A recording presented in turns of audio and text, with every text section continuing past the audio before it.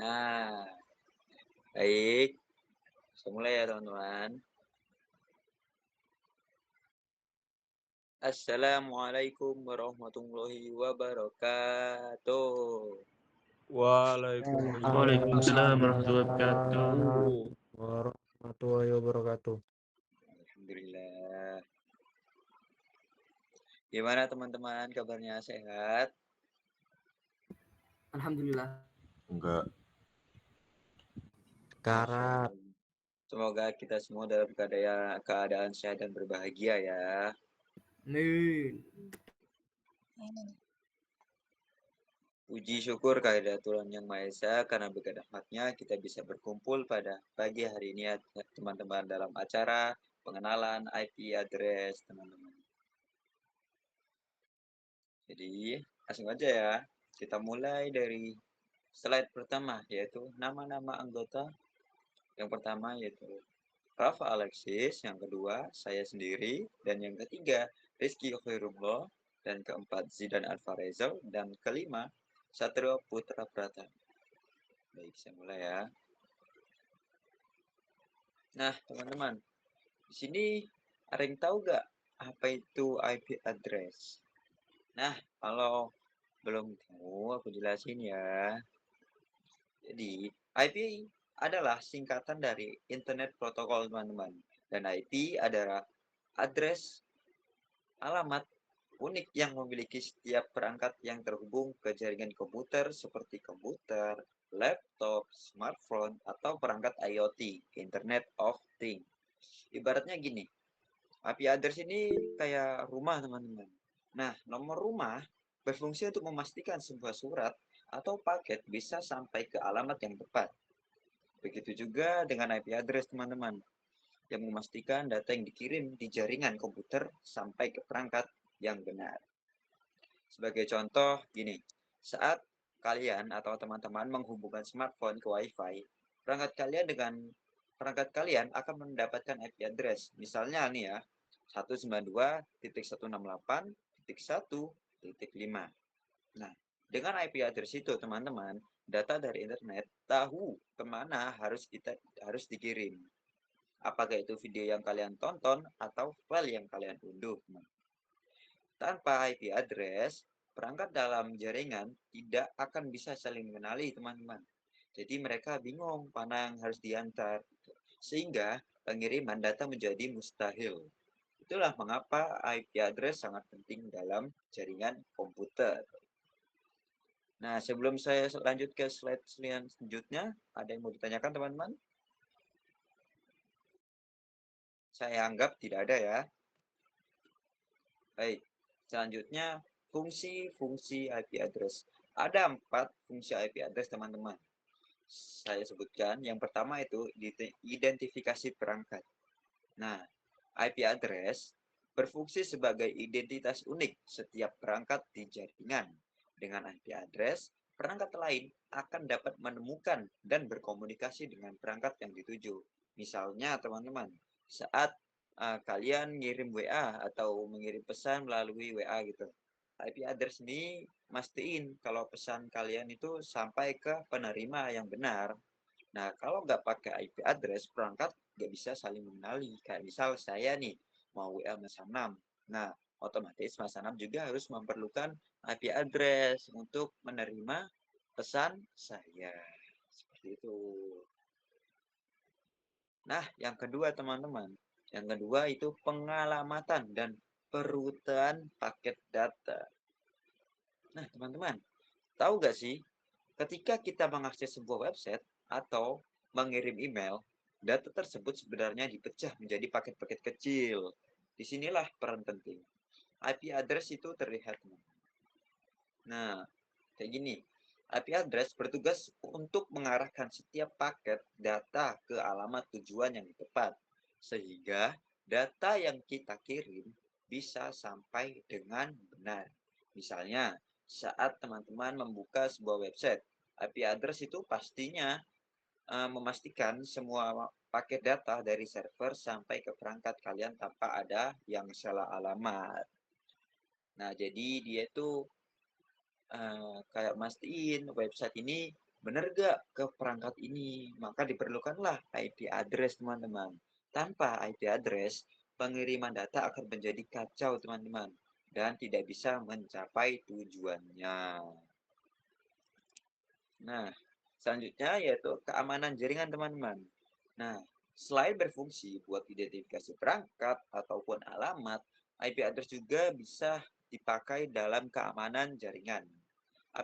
IP address dapat disesuaikan atau diatur untuk melindungi data dan informasi yang kita miliki, teman-teman.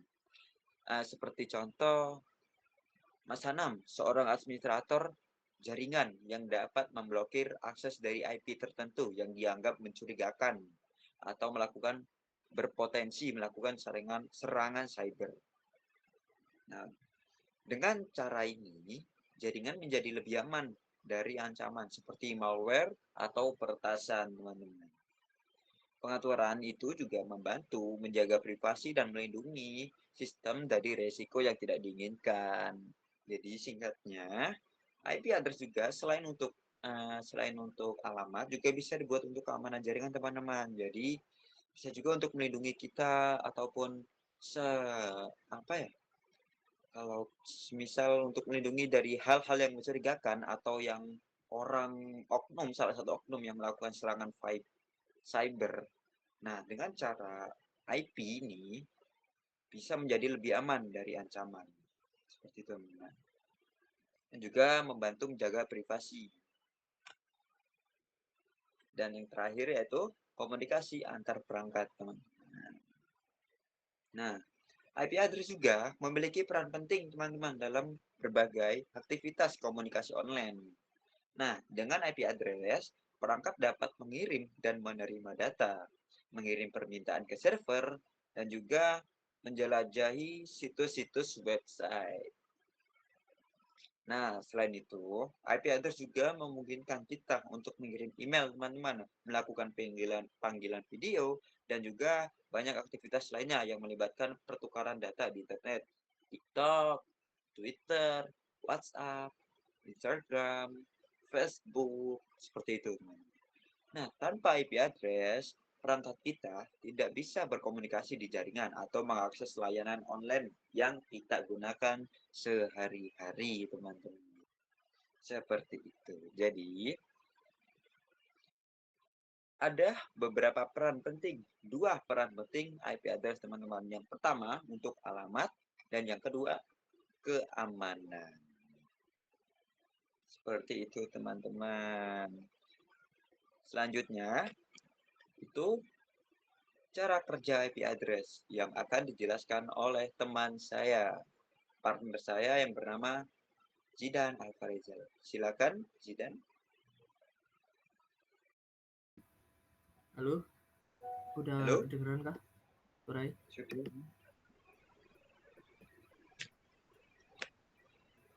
Jelas Mas Fikras, Surai? Halo. Jelas, jelas, Mas. Oke. Tanpa salam ya, langsung saya lanjutkan dari penjelasan Mas Fikras tadi. Untuk cara kerja IP address di sini itu saat kita ya mengakses website melalui perangkat seperti komputer, smartphone dan lain sebagainya, kayak ya perangkat-perangkat yang bisa mengirimkan sesuatu gitu. Baik itu dalam data itu berisi informasi maupun konten yang diminta. Selanjutnya itu terdapat proses penambahan IP address tujuan ke website tujuan oleh perangkat pengirim ke dalam header paket data. Jadi itu nanti ada headernya dan ini berfungsi sebagai label gitu pada paket pos yang menunjukkan alamat tujuan. Jadi kayak sebenarnya ini itu cara kerjanya IP address itu kayak pengiriman paket seperti biasanya. Seperti kita kayak mau check out di Shopee gitu ya. Kita kan pasti yang pertama kita lakukan adalah menulis kayak alamat tujuan kita. Jadi biar nanti paket kita itu sampai di tujuan yang sesuai dengan alamat tersebut. Nah, di sini tuh ada proses ini biasa disebut kayak routing gitu sebagai pengarah lalu lintas data di jaringan. Itu kayak ya pos-posnya itu. Jadi nanti itu jalur yang disediakan di komputer kita atau protokol jaringannya itu nanti memproses data dan memberikan rute terbaik yang bisa untuk jalan IP address kita atau konten atau informasi kita yang mau kita kirimkan. Contohnya itu kayak gini, kita itu mau kayak mengupdate status kita atau upload story dan lain sebagainya di WhatsApp misal. Itu kan nanti kita akan kayak mengupload story-nya dan nanti story tersebut itu akan dikirimkan di WA dan nanti WA itu akan mengirimkan kayak kita itu bisa melihat ini story, misal story saya dan nanti Mas Wikas itu bisa melihat story-nya itu di WA. Nah, itu kan pasti kita itu pertama itu bikin konten kan. Nah, kita bikin konten dan langsung kita kirimkan ke WhatsApp. Tapi itu tidak semudah yang kita bayangkan kayak kita bikin langsung dikirimkan. Itu kan pasti ada prosesnya. Kayak kita pertama bikin kontennya, terus kita coba upload. Nanti kan mereka pasti akan memberikan kayak header di sana, di konten kita itu diberikan header. Terus nanti disampaikan ke WhatsApp-nya. Karena tujuan kita adalah ke WhatsApp. Berarti nanti itu kita di smartphone kita ini nanti itu kayak memberikan alamat yang dituju yaitu WhatsApp di servernya WhatsApp. Nah, setelah konten tersebut sampai ke tujuan, baru nanti yang lainnya itu bisa melihat kayak dari WhatsApp-nya, dari IP WhatsApp-nya, IP address WhatsApp-nya itu bisa dilihat oleh seluruh orang gitu. Kayak jadi intinya itu kayak ya IP address itu untuk menyambungkan perangkat satu dengan perangkat yang lain atau pengirim sama penerima seperti gambar yang udah disediakan itu ada pengirim satu sama penerima. Intinya itu kayak ya kayak paket kita yang biasanya kita check out di Shopee itu. Nah, contoh paling umumnya sih seperti itu. Boleh dilanjut Mas Fitras? Dan ini ada beberapa contoh di IP address-nya. Itu yaitu ada di kelas A. Kelas A itu di IP 13.101.213.69. Kelas A itu ada oktet pertama 13 termasuk dalam rentang 1 sampai 126. Nah, ini tuh kayak ya ada rentangnya kayak 1 sampai 126 26 itu kelas A dan nanti kelas B itu ada dari rentang 128 sampai 191. Terus ada kelas C yang termasuk dalam rentang 192 sampai 223. Jadi itu ada rentangnya masing-masing. Kalau misal kita nanti bikin IP address pun itu seperti itu. Jadi nanti masuk dalam kelas A atau kelas B atau kelas C. Ada juga kelas D ini tapi nggak dicantumkan. Mungkin hanya itu yang bisa saya sampaikan. Mungkin ada pertanyaan dari cara kerja maupun contoh IP address-nya. Gimana teman-teman? Ada pertanyaan tidak dari cara kerjanya atau dari contoh IP address-nya?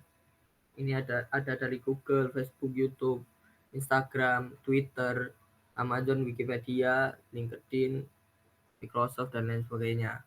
Ya kayak yang tadi saya jelaskan, kayak kita mau bikin story di Instagram gitu kan. Itu kan pasti kita punya kayak IP address kita kan. Terus dari story kita itu pasti di header-nya itu tertulis IP address-nya dari Instagram yaitu 185.60.216.35. Nanti baru dikirimkan. Jadi kayak nanti diproses sampai ke tujuan yaitu di Instagramnya. Nanti baru story kita bisa muncul di Instagramnya. Makanya biasanya butuh loading beberapa waktu. Nah itu pengirimannya dari konten kita atau informasi kita diproses sampai Instagram. Nanti Instagram baru menyebarluaskan gitu.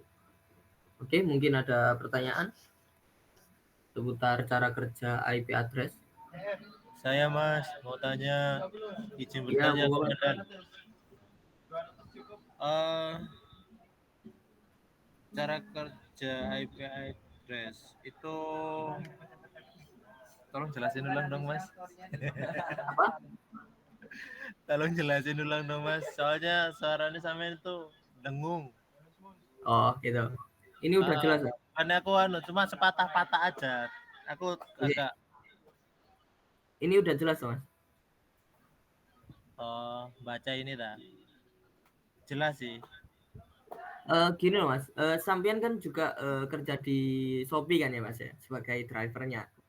Nah, itu sebenarnya cara kerjanya tuh mirip seperti itu Mas, kayak kita ambil paket, terus nanti kita tulis alamat tujuan kita, itu IP address kita, IP address tujuan alamat. Jadi kayak kita ini tahu mau ngirimnya itu kemana gitu loh. Jadi dari IP address dari pengirim itu kan dari pengirim ini terus nanti nulis alamat penerima.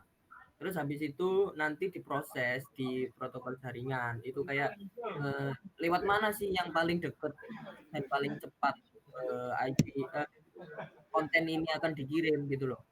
Jadi kayak itu paketnya. Nah, paketnya itu nanti dikirim, nanti baru diterima oleh penerima. Sebenarnya cara gampangnya itu seperti itu. Kayak ya pengiriman paket, tapi bedanya ya di data itu kan nggak kelihatan. Tapi kalau di paket kan kelihatan ada paketnya gitu loh. Tapi kalau di data itu nggak, kayak kita bikin story di WhatsApp, itu kan nggak kelihatan nih cara ngirimnya gimana. Tapi nanti bakal kekirim ke WhatsApp dan WhatsApp akan memperlihatkan ke kita gitu loh, kayak konten kita itu gimana dan lain sebagainya. Makanya biasanya kan perlu loading sedikit tuh. Kayak kita upload story di WhatsApp itu kan loading berapa detik gitu kan, berapa menit. Nanti baru bisa ke-upload. Kayak gitu. Intinya pertama itu kita tulis alamat penerimanya terlebih dahulu, yaitu IP address-nya. Itu termasuk alamat. Jadi kita juga punya IP address, nanti penerima juga punya IP address. Untuk kayak gini, misal paketnya udah sampai nih dan penerima kan akan ngecek ini bener gak dari pengirim ini gitu loh, dari kita, dari misal Mas Anam ke Fikras gitu. Nanti Fikras kan ngecek, oh ini bener gak dari Mas Anam gitu. Kayak gitu. IP address itu fungsinya sebagai kayak alamat atau data diri gitu loh. Jadi biar kita tahu ini pengirim dari mana dan ini penerima dari mana. Penerimanya udah nerima apa belum. Kayak gitu.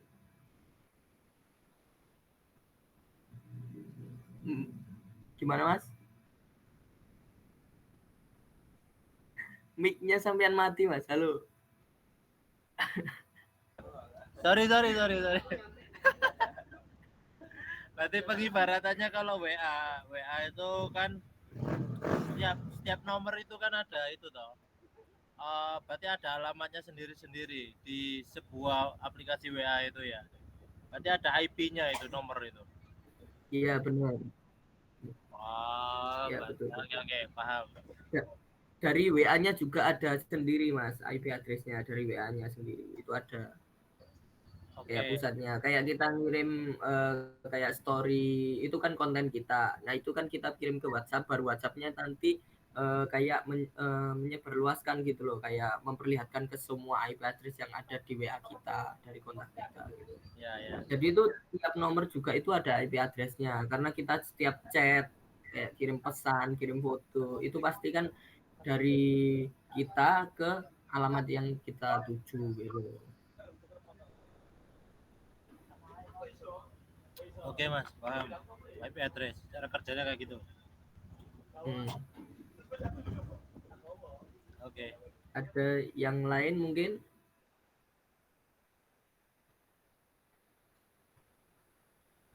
Kamu tanya, Mas Satrio mau tanya ini. Monggo Mas Satrio kalau mau tanya monggo.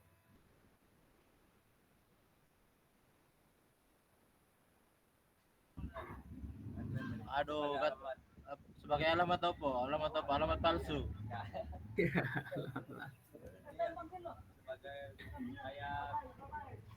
Apa yuk? Saya dapat kita kayak tadi berarti aku punya alamat sendiri, kamu alamatnya sendiri. Oh, kayak gitu. Ya udah paham Mas Satrio. Yang lain. Yang keluar tadi Mas Naim tadi keluar itu, Mas.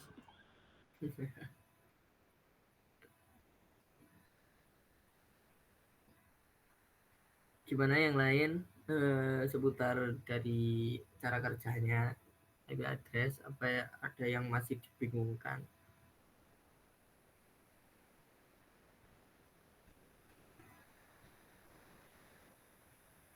Aman ya Mas Afjal ya, sangat aman. Berarti sudah ya, tidak ada yang ditanyakan ya teman-teman untuk cara kerja IP address ya. Oke, Mas Anam.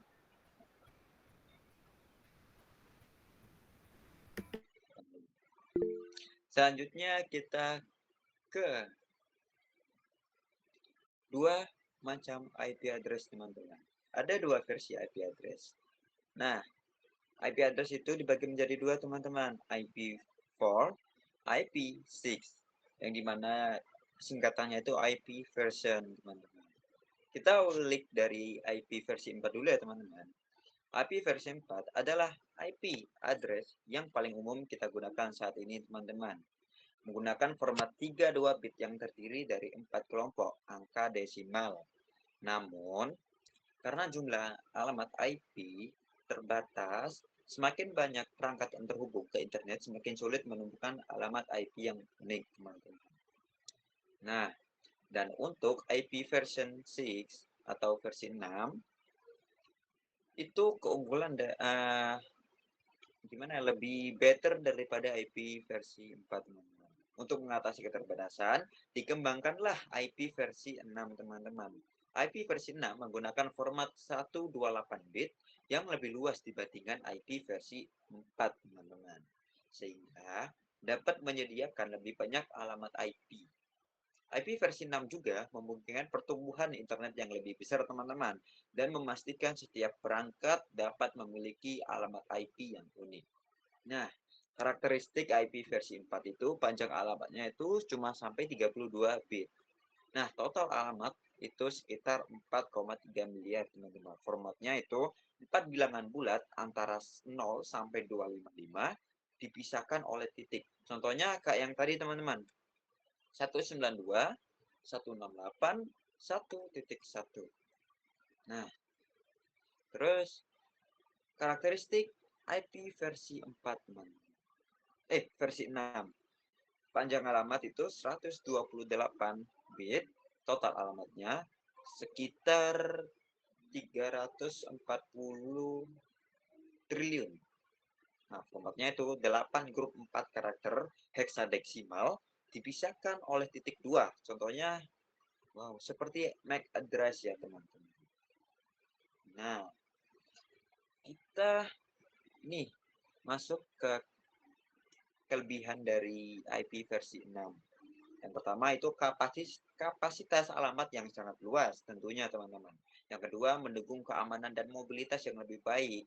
Dan yang ketiga, dapat mengenangani lalu lintas data yang besar. Dan juga IP versi 6 itu didukung dengan teknologi IoT, teman-teman. Jadi perbedaan utama dari IP versi 4 dan IP versi 6 adalah panjang alamat dan kapasitasnya. IP versi 6 dirancang untuk mengatasi keterbatasan alamat IP versi 4 dan meningkatkan keamanan dan mobilitas jaringan, teman-teman. Nah, selanjutnya kita masuk ke jenis-jenis IP address, teman-teman. Ada empat cabang IP, jenis-jenis IP address, teman-teman. Nah, kita bagi dua, teman-teman. Itu berdasarkan aksesibilitas, dan yang kedua berdasarkan alokasi. Nah, kita bahas dulu yang aksesibilitas, teman-teman. Yang pertama yaitu IP address publik.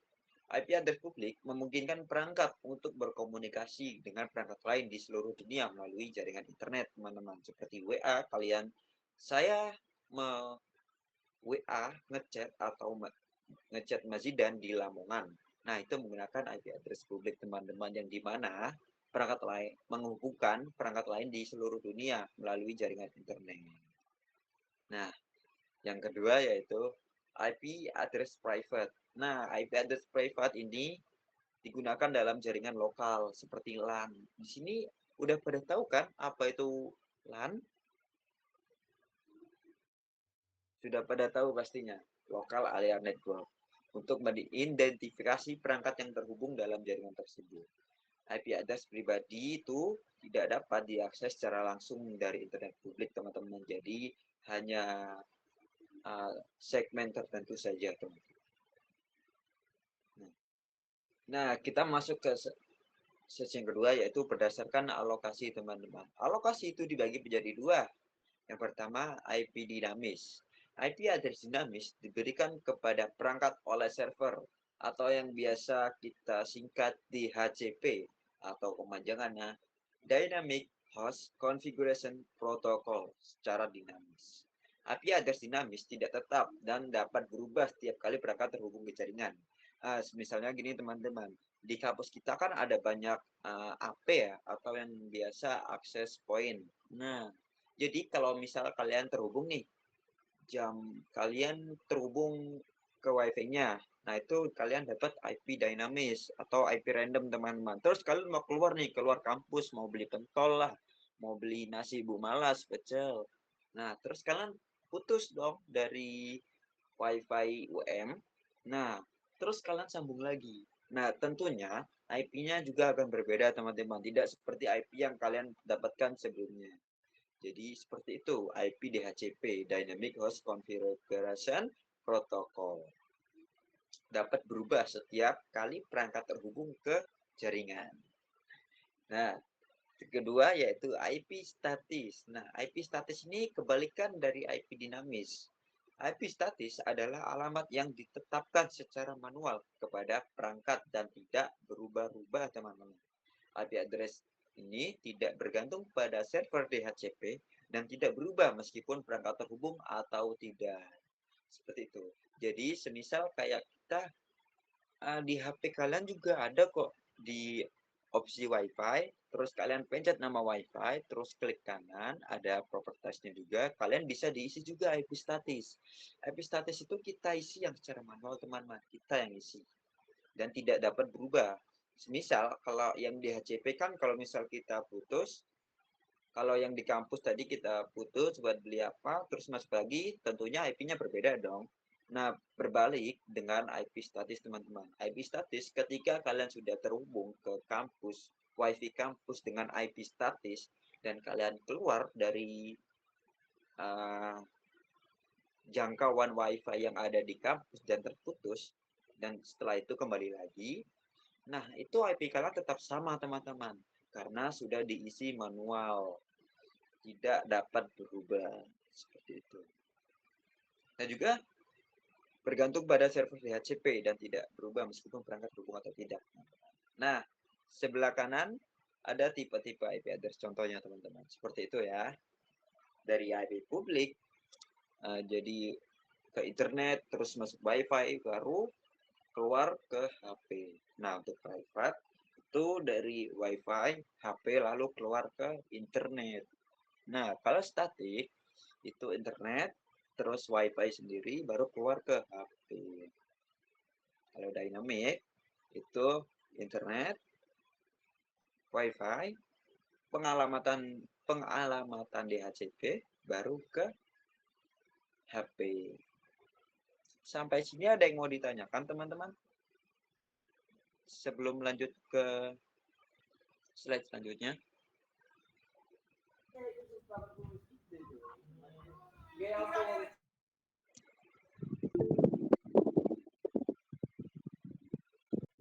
Sampai sini ada yang mau ditanyakan, teman-teman? Mas Anam? Instruksi.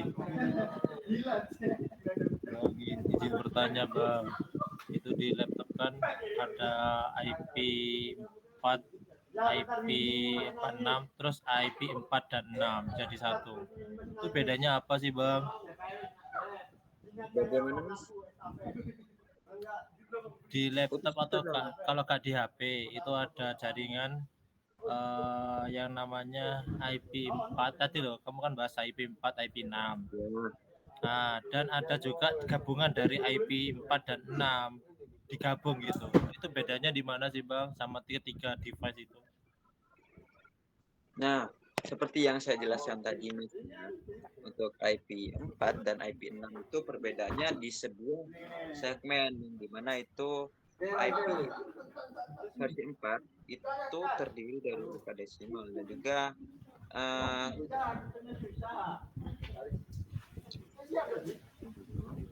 Enggak, tadi maaf Pak, bukan menjawab. Iya tahu aku IP4, IP6, tapi di device handphone itu juga ada tambahan lagi IP4 dan 6. Jadi satu gitu loh. digabungkannya. Itu bedanya di mana sih sama kedua ini? Nah, kalau misal yang IP4 kan keterbatasan alamat. Nah, dengan IP versi 6 kan lebih baik daripada IP versi 4. Nah, jika digabung maka bilangan oktet dan bilangan oktet 4 dan bilangan oktet 16 akan tergabung Mas. Apa? Dan juga Update. itu ya Oke. Maaf. Oke. ya itu bakal memperluas juga. Untuk perbedaannya sama IP sama versi kan itu digabung ya. Jadi itu bisa menjadi lebih baik sih. Yakin nih. Iya, Mas. Oke, Seperti yang lain mungkin ada yang ditanyakan. Kok di Butining kapok? Mas Fawas tadi saya lihat mau bertanya deh.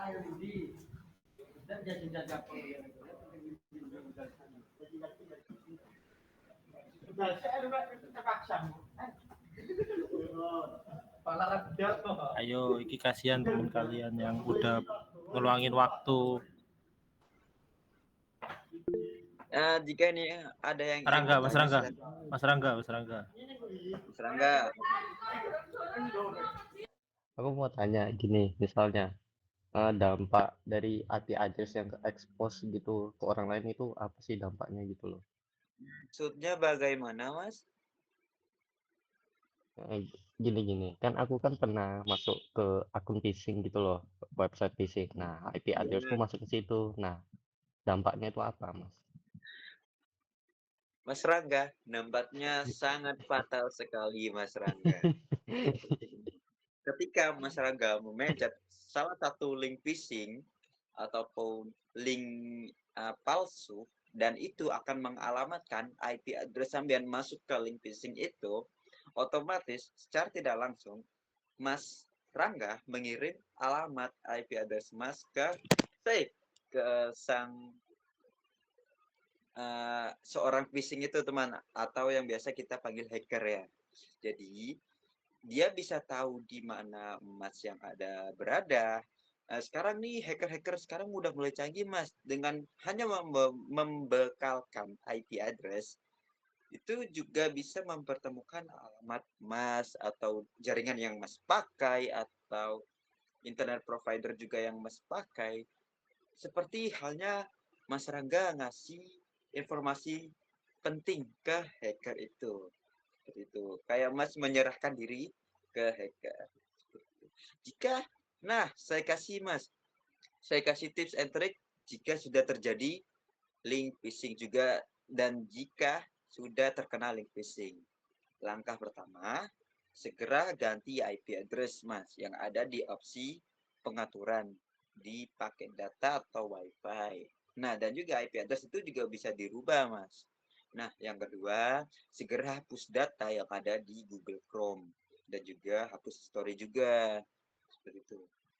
Nah, usahakan setelah memencet link phishing dan sudah sadar kalau itu link phishing, segera matikan internetnya. Karena setelah mematikan internet, si hacker tidak akan bisa mengakses internetnya karena internetnya Mas itu mati. Nah, saya ceritakan beberapa pengalaman saya yang ada di hotel, Mas. Ini juga seperti Mas Rangga juga, di mana saya magang di hotel di bagian IT. Nah, ada partner saya yang mencari website-website crack atau gratis kan. Di sini pasti perkumpulan website gratis semua kan, nggak mau berbayar semua. Nah, jadi partner saya itu kayak usaha lah gimana sih cara dapat aplikasi tanpa berbayar itu gimana biar dapat gratis. Nah, dia cari di Google, klik, cek, ketemulah di Google. Setelah itu dipencet, masuk web, setelah itu dia klik download. Nah, setelah download itu, dia secara gak sadar adalah input IP address-nya, Mas. Nah, itu dia baru sadar, dia sadar itu link phishing, dan dia segera cabut, Mas, kabelannya. Jadi, kalau yang saya gunakan itu PC, Mas, ya. Yang saya gunakan, yang partner saya gunakan. Seperti itu. Jadi, cepat-cepatlah mematikan internet, Mas. Karena kalau misal berkelanjutan, internet masuk terus-terusan ke HP, Mas, maka hacker itu akan mengirimkan salah satu file yang tidak terlihat oleh perangkat Mas. Atau yang namanya hidden file. Yang sekarang marak terjadi kan yang kayak file APK itu kan, Mas, yang di WA, yang undangan-undangan itu kan ya? Iya, Mas. Undangan. Terus ternyata filenya APK, bukan PDF kan. Itu juga termasuk juga sih, Mas. Jadi seperti itu, Mas, dampaknya dan juga tips cara menangani. Andi Bagus Usmadi, ada yang bertanyakan? Ya, eh, eh, tadi bahas phishing ya dari Mas Ya, Rangga tadi. Nah, saya mau tanya nih Mas Fikras. Nah, kita kan banyak yang masih pemula nih Mas Fikras. Dan juga banyak yang di sana itu apalagi orang Indonesia ini kan belum tahu nih apa sih itu link phishing, terus apa namanya dampaknya apa kalau kita buka. Nah, pertanyaan saya sih cukup simpel sih. Tadi kan sudah dijelasin sedikit sama Mas Fikras. Jadi pertanyaan saya itu gimana sih Mas cara bedain yang link phishing sama yang enggak itu? Itu aja oke. sih. Pertanyaan bagus, Mas. Siapa tadi? Siapa namanya tadi? Mas Andi, Mas. Ini nggak ditampung dulu tak, soalnya ini kayaknya beda, agak di luar pembahasan. Ditampung aja dulu pertanyaannya, dilanjutkan kasihan yang lain yang mau menjelaskan. Saya izin Baik. menjawab boleh nggak? Mas Rangga, wait ya. Bisa Mas- nanti Mas setelah Rio yang Google Meet Mas ya, Satrio setelah tadi mau pertemuan jawab kita. lagi. Saya bantu jawab aja ya Mas Fikras untuk masalahnya Mas Andi tadi. Nah, boleh deh. ya. Nah, tadi kan pertanyaannya monggo. gimana sih caranya kita bedain web phishing dan web asli? Nah, web phishing itu biasanya ya URL-nya tuh beda. Misal Facebook nih, biasanya tuh kalau phishing dia Facebook, tapi mungkin B-nya ada 2 lah, E-nya ada 3 lah. Emang dia tuh mirip banget guys, jadi kita harus detail ngelihat URL-nya dan desain situsnya tuh emang mirip banget. Nah, terus phishing tuh biasanya pasti mintain data-data pribadi kita, misalnya password kita, nama pengguna, kartu kredit gitu.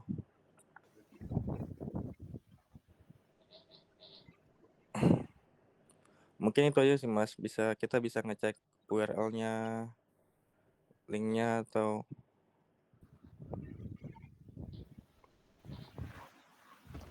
Benar. Jadi setelah ini juga kita bisa gunakan software anti malware yang dilengkapi anti phishing, teman-teman. Jadi kalau misal anti malware itu mendeteksi ada link phishing nih. Nah, dia langsung stop pencarian dan melakukan notifikasi ke perangkat Mas sendiri. Itu phishing, seperti itu. Nah, menjawab ya Mas Andi.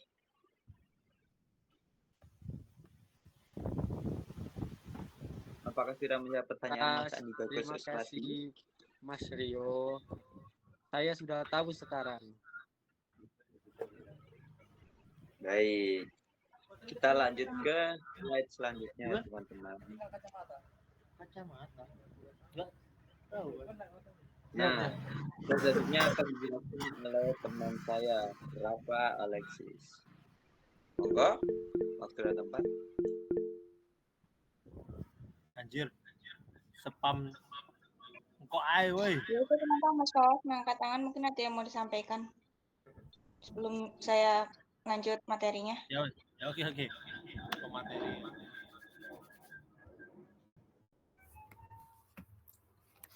Mau nanya, itu kan tadi setiap website dia itu punya IP address yang berbeda kan?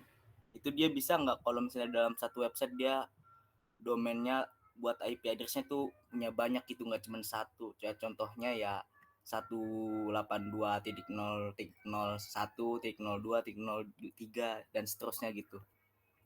Jadi IP address buat website itu nggak cuma satu, tapi ya ada beberapa gitu.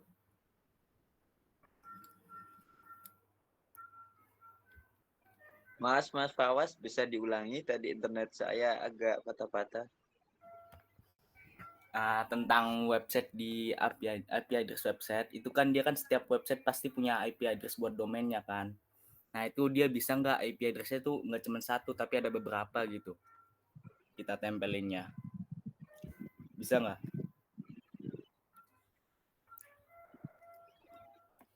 Mungkin ada teman-teman yang Mungkin saya bisa bantu bisa jawab. membantu, atau Mas Rizky? Ya, gue Oh, baik. saya bisa bantu jawab. Nah, untuk IP address dari sebuah website itu hanya bisa satu, cuman kan kita aksesnya kan nggak mungkin satu pengguna kan. Nah, itu jadi kita aksesnya pakai IP masing-masing. Cuman untuk websitenya itu cuman dari satu IP aja, tidak bisa ditumpuk 2 IP atau 3 IP. Soalnya IP dari sebuah website tersebut itu jadi alamat yang dituju untuk IP-IP yang lain masuk ke alamat tersebut, alamat dari website tersebut.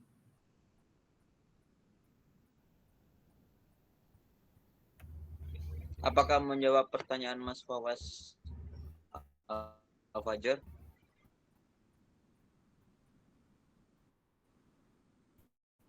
Ya, cukup menjawab. Baik. Setelah ini saya lanjutkan ya, yang dimana kita masuk ke slide struktur IP address yang akan diterangkan oleh partner saya. Monggo, Kak Rafa. Ya, jadi teman-teman, struktur IP address itu untuk IPv4 ya. Maksudnya di sini tuh IP version 4 yang biasanya umum digunakan itu. Strukturnya itu ada 4 kelompok angka yang dipisahkan oleh titik. Itu terlihat ya di sini 17 titik. Itu tuh satu kelompok, terus 172 titik. Itu tuh satu kelompok lagi, 224 titik, satu kelompok, 47 itu jadi satu kelompok. Nah, setiap kelompok ini disebut sebagai oktat. Jadi 17 titik itu tuh satu oktat. Setiap oktat atau kelompok angka di IP address ini memiliki nilai antara 0 sampai 255 tergantung dari ISP-nya. Dan tiap oktat itu bernilainya 8 bit. Jadi kalau digabung 4 oktat itu jumlahnya bakal jadi 32 bit. Gitu. Bisa dilanjut.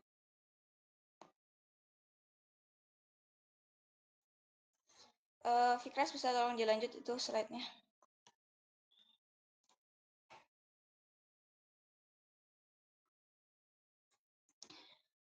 Nah, Lanjut, untuk bagian IP address itu ada 2. Yang pertama itu network ID untuk identitas jaringannya. Yang kedua itu host ID, identitas host dalam jaringan tersebut.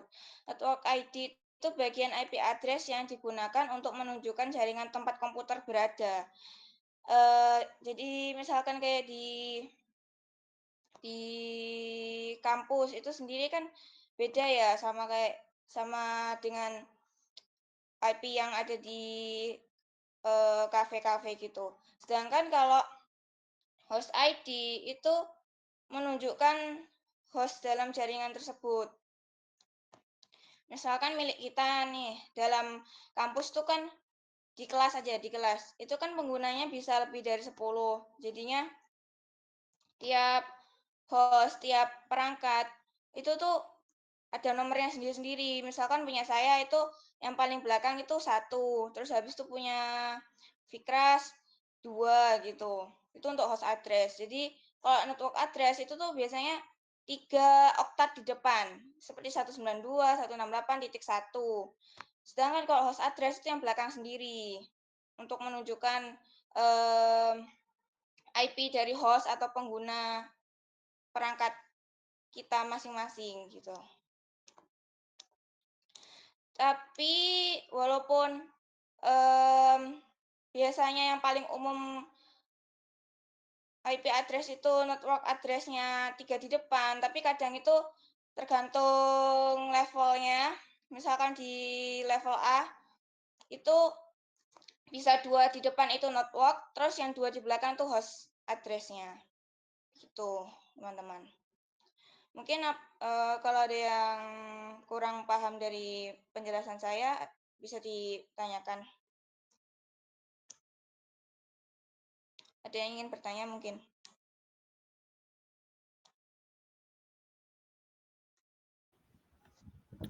Ada. Ya, Mau Pak. Suaranya gembak anjing. Paten lulus itu.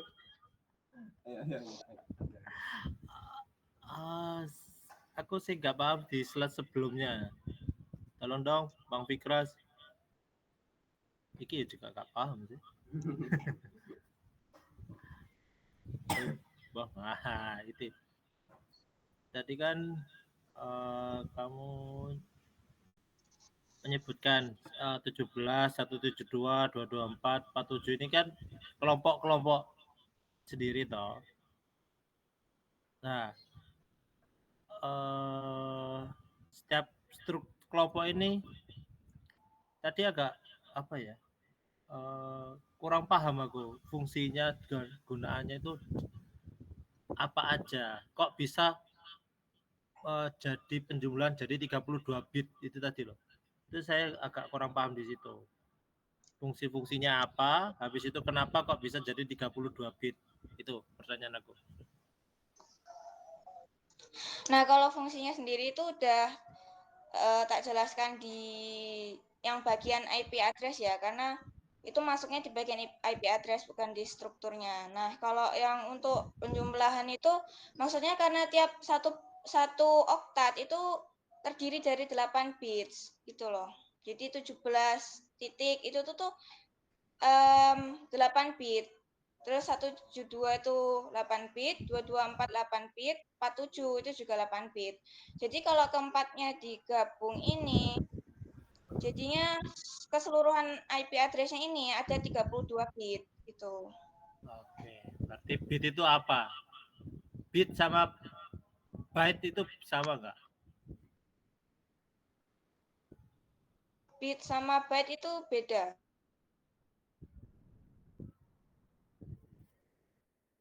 Kalau bit satuan mas, 1 bit, 2 bit. Kalau byte itu 1 byte itu setengah-setengah ada jelas dong aja. Lanjut dong.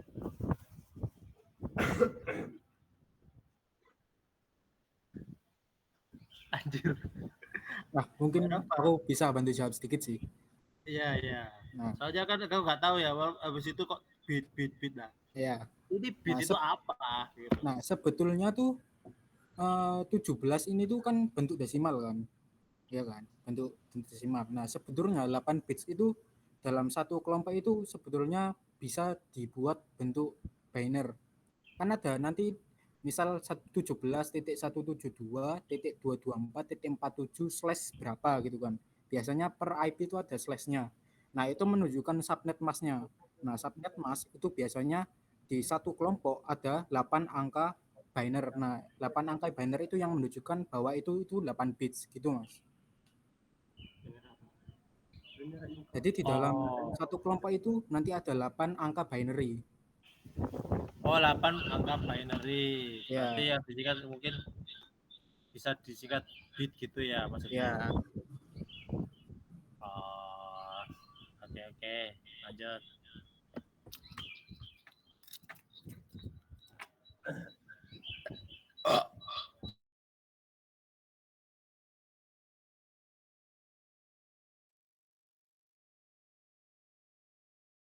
Nah, teman-teman, apakah ada pertanyaan untuk struktur IP address dan juga bagian IP address? Apakah cukup sampai situ? Dan jika cukup, akan dilanjutkan ke slide selanjutnya. Saya mau nanya. Baik, Mas Pawas. Nah, itu kan IP address ada host ID ya, identitas hostnya. Nah, itu mau nanya perbedaan fungsi localhost loopback sama web hosting itu gimana cara kerjanya?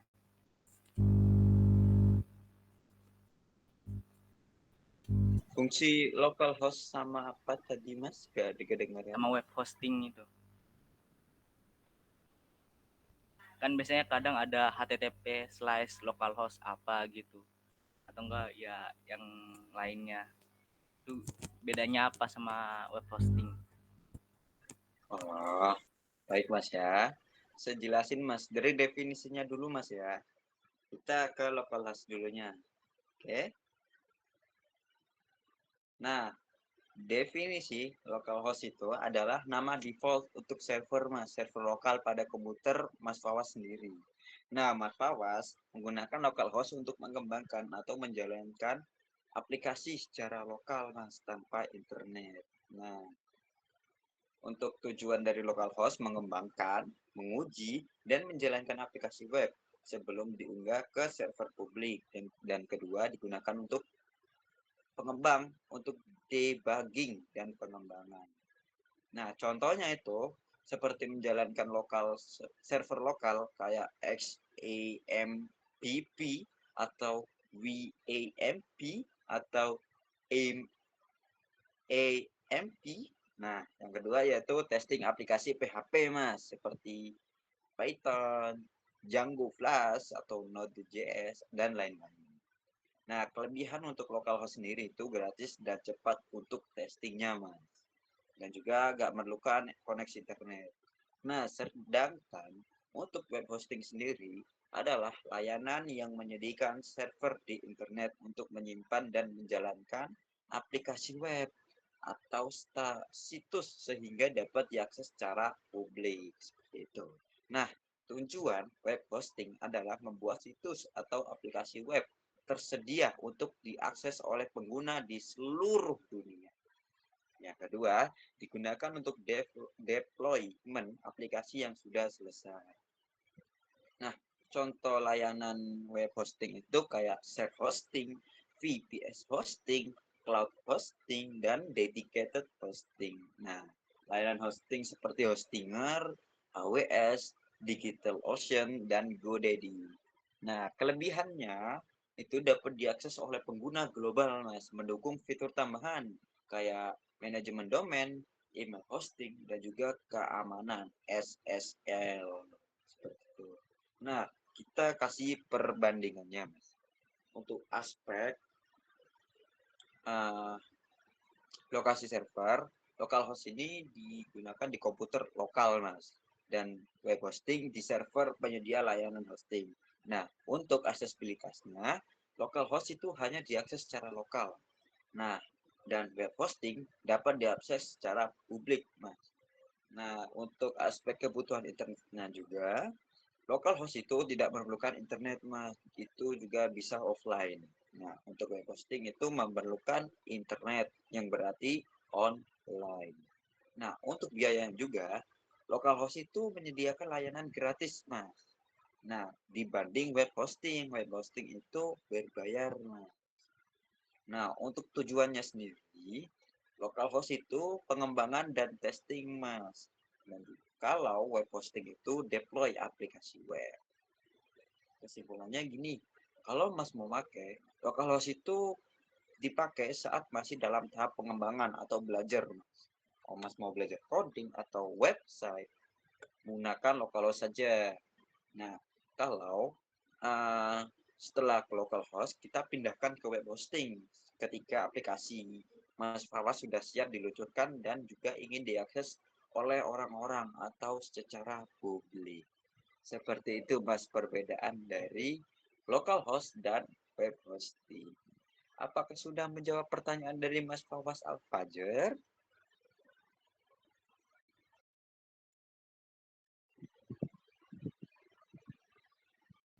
Sudah.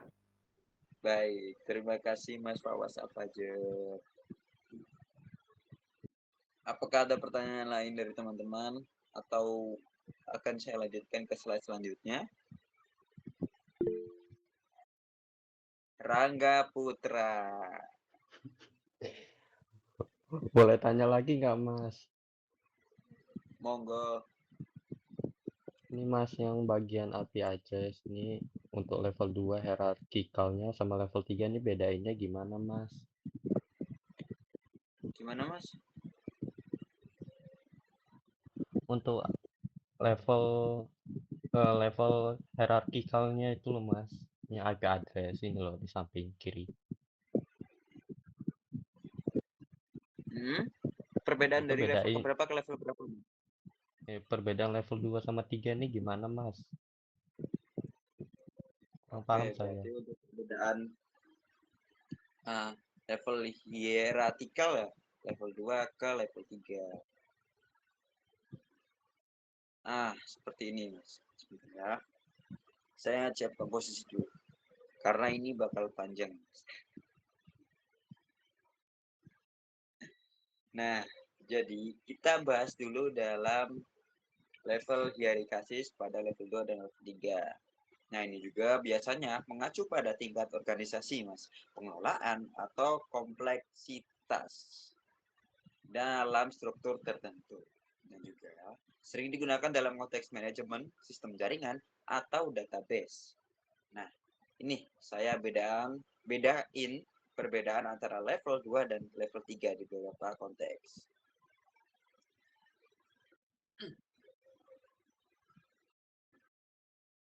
Nah, level 2, Mas. Level 2 atau biasa data link layer itu berfokus pada pengiriman data antar perangkat dalam suatu jaringan lokal atau yang biasa disebut local area network. Nah, yang kedua, menangani alamat fisik atau MAC address dan memastikan pengiriman data bebas dari kesalahan di dalam jaringan lokal. Nah, kalau level 2 ini perangkatnya biasanya switch atau bridge ya. Nah, yang terakhir protokolnya itu Ethernet atau PPP, point to point protokol. Nah, untuk level 3 sendiri itu bertanggung jawab, Mas, atas pengiriman data antar jaringan seperti internet walking.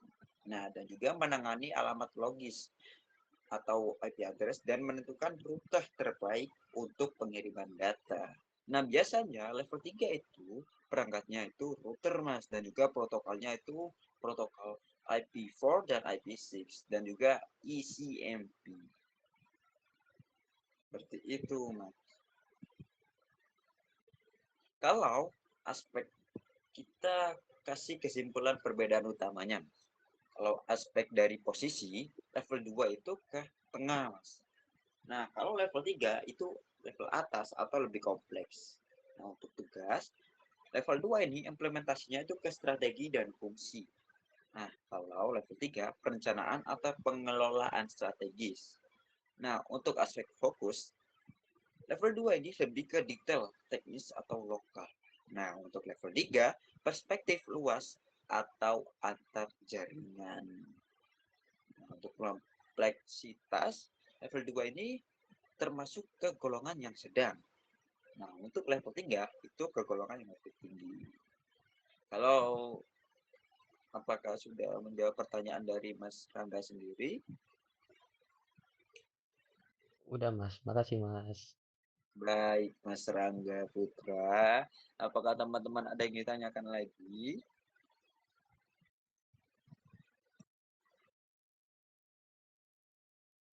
Teman-teman? Atau ada tambahan mungkin dari teman-teman saya, partner saya?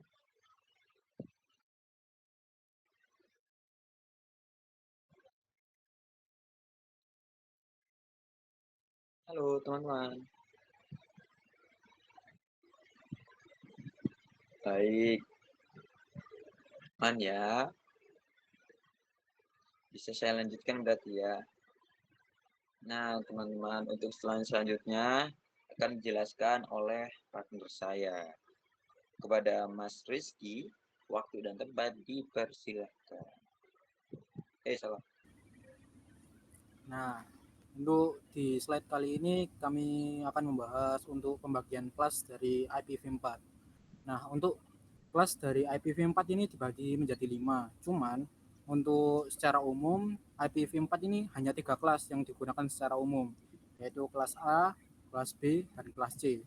Sedangkan untuk kelas D dan kelas E itu lebih digunakan secara privat atau secara pribadi seperti itu. Nah, untuk kelas A sendiri itu dimulai dari 0.0.0.0 hingga 127.255.255.255. Nah, untuk kelas A sendiri itu digunakan untuk jaringan yang besar.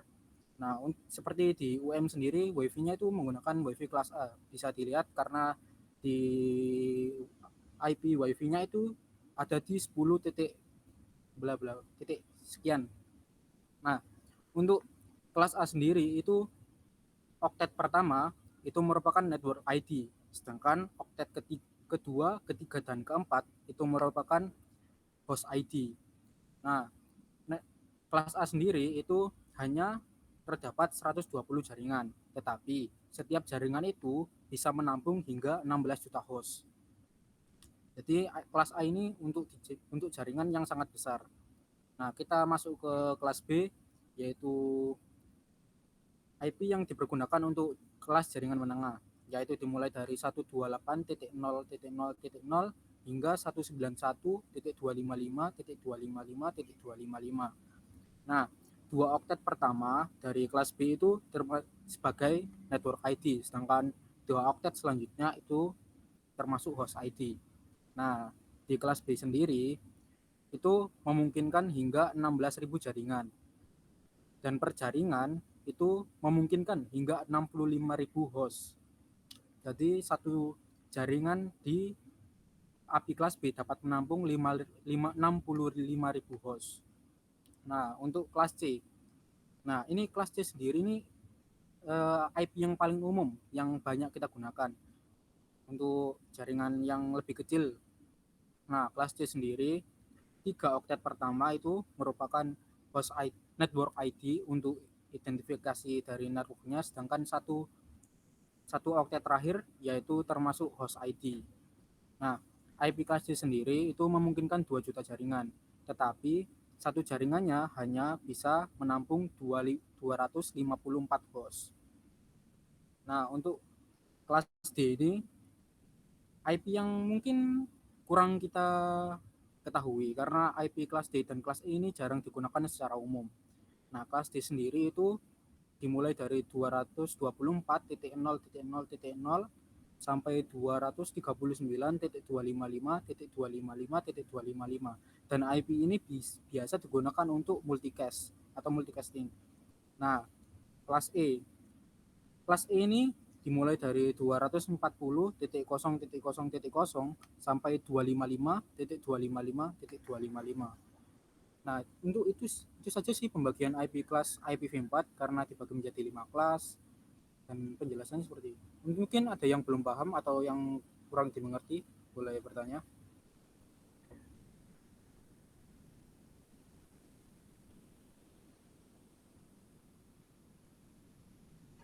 Apakah teman-teman ada yang mau bertanya seputar API kelas ini?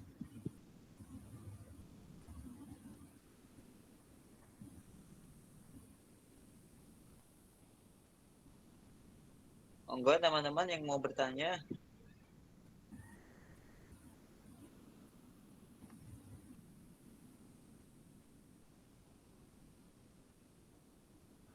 Saya deh. Saya ikut aja. Monggo. Mas Fawas dulu atau Mas Anam dulu? Fawas dulu aja deh. Ngantuk soalnya. Baik, Mas Fawas, monggo waktu dari depan dipersilakan. Mau nanya itu tentang localhost. Itu dia kan localhost itu IP-nya 127.0.0.1. Nah, itu kenapa kok dia bisa masuk ke kelas A untuk jaringan besar gitu? Kenapa kok dia nggak masuk ke kelas E yang berupa eksperimen gitu?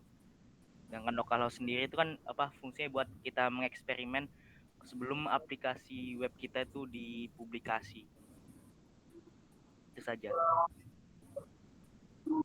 Nah, untuk kenapa tidak masuk kelas E itu karena jaringan kelas E itu dimulai dari 240 Mas, bukan 127 kan lokal host.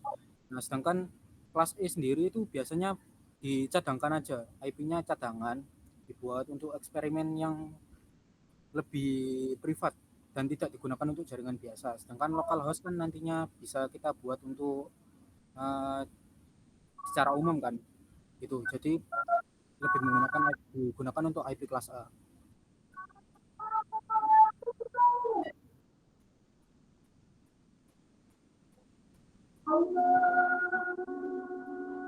Diam sebentar ya. Sebentar aja azan.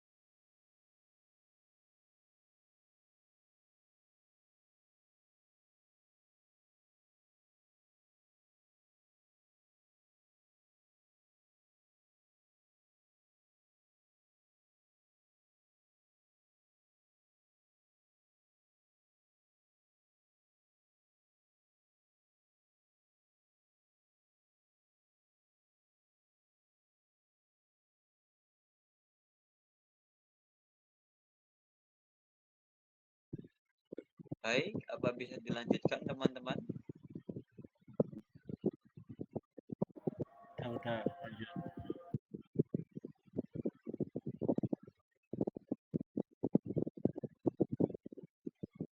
Baik. Apakah ada pertanyaan lagi dari teman-teman mungkin tentang Archiclass?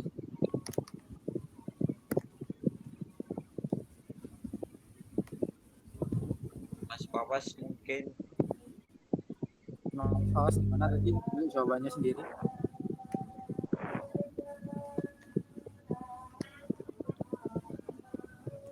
Apakah sudah terbantu untuk jawabannya Mas Pawas?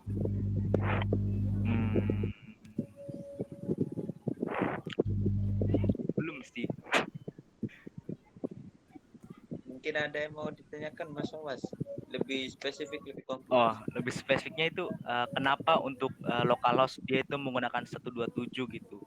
Kenapa? Padahal kan dari segi programmer sendiri pakai 1.0.0.0 itu lebih efisien deh dibanding 127 gitu. Nah, itu kenapa? Kenapa localhost pakai 127 itu? Nah, seperti itu Mas. Kenapa alamat 127 itu dipilih untuk localhost dan bukan alamat lain yang lebih efisien? Memang ini tuh menarik Mas buat dibahas. Nah, pilihan ini tuh bukan soal efisiensi, tapi lebih pada keputusan desain jaringan yang mempertimbangkan kompatibilitas ruang lingkup dan juga kemudahan implementasi. Nah, alasannya yang pertama gini. Kenapa sih harus milih 127? Nah, yang pertama itu bagian dari kelas A. Alamat 127 titik bla bla bla bla sudah termasuk dalam kelas A Mas yang memiliki ruang alamat besar 16 juta alamat unik. Tentang ini dipilih untuk loopback karena luas dan kecil kemungkinan konflik dengan alamat IP lainnya. Nah, yang kedua itu standarisasi awal atau sejarah. Alamat loopback dirancang pada masa awal pengembangan protokol jaringan TCP or IP. Nah, pada waktu itu Mas ya, rentang IP 172 dianggap cocok untuk dialokasikan secara khusus. Karena belum ada kebutuhan besar untuk alamat email di rentang ini dalam jaringan nyata, Mas. Nah, standar ini juga sudah mapan dalam di RFC 990 di tahun 1986 dan diadopsi di seluruh sistem sehingga menjadi konvensi global. Nah, yang ketiga, kemudahan pengelompokan. Dengan memilih satu blok khusus kayak 172, sistem operasi dan perangkat jaringan dapat dengan mudah mengenali dan menangani lalu lintas loopback tanpa perlu logika tambahan. Seperti itu. Nah, dan juga apakah pakai 172 itu efisien? Nah, meski 172 terlihat kayak memboroskan rentang besar 172. Nah, hal ini itu cukup efisien Mas untuk untuk beberapa alasan Mas. Yang pertama, fleksibilitas pengembangan. Rentang besar memungkinkan pengguna atau user mengatur berbagai IP loopback untuk keperluan pengujian. Contohnya, Mas Fawas dapat menggunakan 172.0.0.1 untuk server lokal, 172.0.0.2 untuk database lokal dan nah, alasan kedua yaitu kompleksitas rendah, yang dimana sistem jaringan hanya perlu mengenali rentang 172 untuk fungsi loopback tanpa memerlukan logika tambahan untuk rentang lain. Nah, dan yang terakhir, keamanan. 172 memastikan lalu lintas di alamat itu lengkap tanpa berada dalam perangkat lokal tanpa resiko keluar dari jaringan eksternal. Nah, kesimpulannya seperti ini. Pemilihan 172 sebagai alamat loopback mungkin terlihat di mata Mas gak efisien atau dalam arti penggunaan ruang alamat. Tapi pilihan 172 itu didasarkan pada yang satu, standarisasi awal. Yang kedua, kompatibilitas dan interoperabilitas. Yang ketiga, keamanan dan isolasi lalu lintas. Dan keempat, kemudahan pengelompokan. Nah, mengganti alamat loopback ke yang lebih kecil mungkin lebih hemat secara teori kan Mas. Tetapi akan lebih membawa lebih banyak masalah teknis daripada manfaatnya seperti itu. Itulah kenapa harus lebih itu saya jelaskan secara detail. Apakah sudah menjawab jawaban dari Mas Wawas Al-Fajr?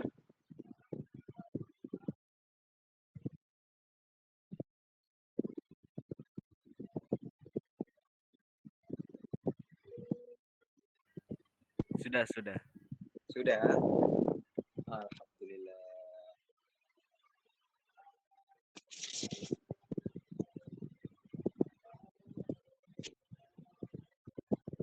Apakah teman-teman ada yang ditanyakan lagi?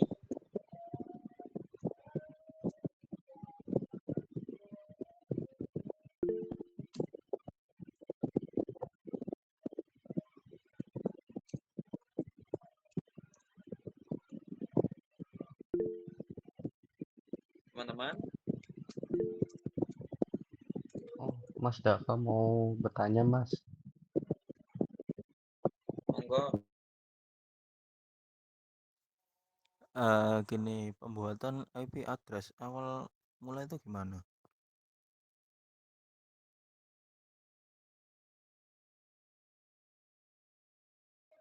Apa Mas? Pembuatan IP address langkah awalnya itu gimana?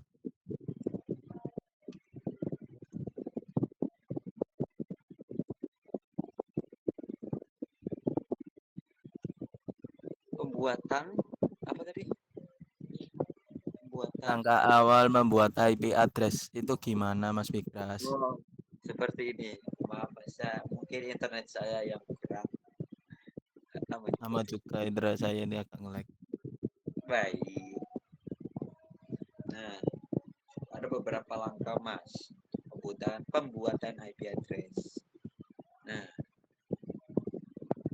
pembuatan IP address itu melalui proses perencanaan dan pembagian yang diatur oleh Badan Pengelola Alamat IP seperti IANA atau biasa kita sebut Internet Assignment Number Authority dan organisasi regional seperti APNIC, ERIN atau RIPE-NCC. Nah, langkah awalnya seperti ini Mas. Yang pertama, penetapan standar oleh IETF. Protokol IP versi 4 atau versi 6 ditentukan oleh IETF atau Internet Engineering Task Force. Nah, dalam bentuk dokumen RFC yang biasa request for comment. Contohnya itu kayak IP versi 4 itu RFC-nya 791. IP versi 6 RFC-nya itu 820. Nah, di situ IETF mendefinisikan format, ukuran, dan fungsi IP address. Nah, yang kedua, pembagian alamat oleh IANA. Nah, IANA itu bertanggung jawab atas pengelolaan ruang alamat IP global. Nah, IANA membagi IP menjadi blok besar dan menyerahkannya ke RIR atau Regional Internet Registers untuk distribusi lebih lanjut. Nah, di RIR juga ada pembagian. Ada 5 RIR utama yang mengelola alokasi di IP di wilayah tertentu. Yang pertama itu IPNIC untuk daerah Asia Pasifik, ARIN untuk Amerika Utara, RIPENCC untuk area Eropa, Timur Tengah, dan Asia, LACNIC untuk daerah Amerika Latin dan Karibia, dan AFRI-NIC untuk Afrika. Nah, RIR mengalokasikan alamat IP ke penyedia layanan internet Mas atau ISP atau organisasi besar. Nah, selanjutnya distribusi oleh ISP. ISP juga mengelola menerima blok alamat IP dari RIR dan mendistribusikannya ke pelanggan mereka, baik untuk jaringan rumah, bisnis, atau server. Nah, ISP itu itu dapat menggunakan alamat publik dan juga alamat private. Nah, alamat publik ini untuk perangkat atau server yang harus bisa digunakan melalui internet, Mas. Nah, untuk alamat privat untuk jaringan lokal pelanggan. Nah, sekarang kita masuk ke proses penentuan alamat IP. Alamat IP versi 4, 32 bit 4 oktet, contohnya 172.168.0.1. Nah, untuk IP versi 6, 178 seperti yang saya jelaskan tadi. Nah, step kedua, pemilihan blok untuk fungsi khusus, Mas. Sebagian alamat disisipkan untuk keperluan tertentu. Nah, dan juga ini nanti dialokasikan juga alamat private oleh RFC 1918. Ini termasuk kelas A, kelas B, atau kelas C. Nah, terus ke alamat broadcast dan multicast. Selanjutnya, setelah itu diproses lagi, kita masuk ke proses subnetting dan CIDR. Alamat IP dibagi lebih kecil dengan menggunakan CIDR. Nah, kepanjangan CIDR itu classless interdomain routing untuk mendukung efisiensi alokasi, Mas. Nah, contoh bloknya itu kayak 192.168.1.0 atau dapat dipecah menjadi subnet kecil, Mas, kayak 168.1.0.1.0.25. Nah, setelah step ke subnetting dan CIDR, kita masuk ke step pengalokasian dinamis atau statis. Nah, ini tergantung juga. Kalau alamat statis, alamat IP yang ditetapkan secara permanen untuk perangkat tertentu. Kalau dinamiskan, diberikan secara otomatis oleh server atau biasa kita sebut DHCP. Nah, kita masuk ke tahapan awal untuk jaringan lokal. Untuk jaringan lokal, langkah awal pembuatannya itu ada 3, Mas. Kita masuk yang pertama, yaitu pengaturan subnet. Nah, pengaturan subnet ini dalamnya ada 2 cabang, yaitu administrator menentukan subnet sesuai kebutuhan. Contohnya 192.168.1.0/24 untuk jaringan kecil 254 perangkat. Jadi lebih dari 254 perangkat itu akan disisihkan kembali. Nah, untuk yang kedua itu penggunaan DHCP. Server DHCP mengelola lagi dan mendistribusikan alamat IP kepada perangkat dalam jaringan lokal. Nah, yang kedua, pengaturan manual. Itu juga termasuk opsional sih, Mas. Alamat statis bisa ditetapkan pada perangkat tertentu seperti server atau printer, Mas. Nah, kesimpulannya begini, Mas. Pembuatan IP dimulai dari rancangan protokol, nggak sembarangan kita buat IP langsung. Jadi dia itu melalui step by step, yang dimana yang pertama yaitu IETF, terus dilanjutkan lagi sama distribusi oleh IANA, RIR, ISP, hingga sampai ke digunakan ke perangkat atau handphone. Nah, terus alamat IP disesuaikan dengan kebutuhan, apakah untuk jaringan global atau publik atau lokal, private gitu. Untuk dikonfirmasi lagi. Nah, dan terakhir itu alokasi dan pengelolaan alamat IP dilakukan untuk efisiensi, keamanan, dan kompatibilitas. Seperti itu, Mas, cara membuat IP-nya. Jadi tidak sembarangan untuk membuat IP ya, Mas. Sudah saya jelaskan tadi melalui protokol-protokol yang sudah disiapkan dan juga konfirmasi apakah alamat IP lokal atau global. Nah, seperti itu. Apakah membantu jawaban dari Mas Muhammad Dafa Firdaus sendiri? Oke Mas, makasih. Baik, sama-sama, Mas.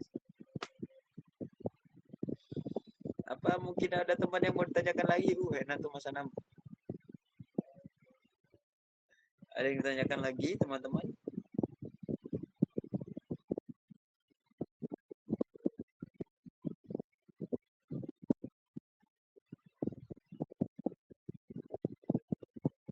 Mungkin dari Mas Rangga, Mas Fawaz, atau Mas Dafa, Mas Anam.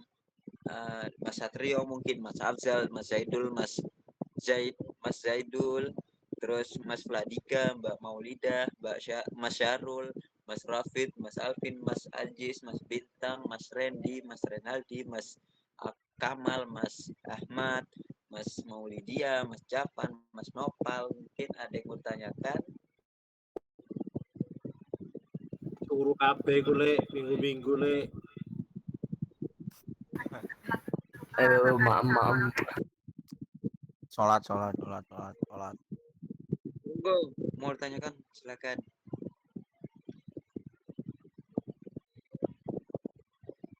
Ini nggak ada Apakah konsumsi. sudah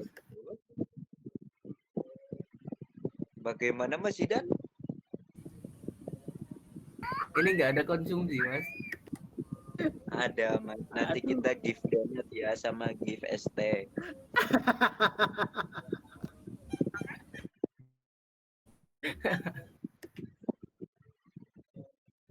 Apakah sudah teman-teman paham untuk penjelasan IP? Insya Allah. Masya Allah, terima kasih Mas Alfi. Nah, baik teman-teman ya. Terima kasih teman-teman sudah menyimak seminar atau workshop pada siang hari ini. Saya mewakili teman-teman saya, Muhammad Zidan Alvarezal, Rafa Alexis, Rizky Khairullah, dan Satrio Putra.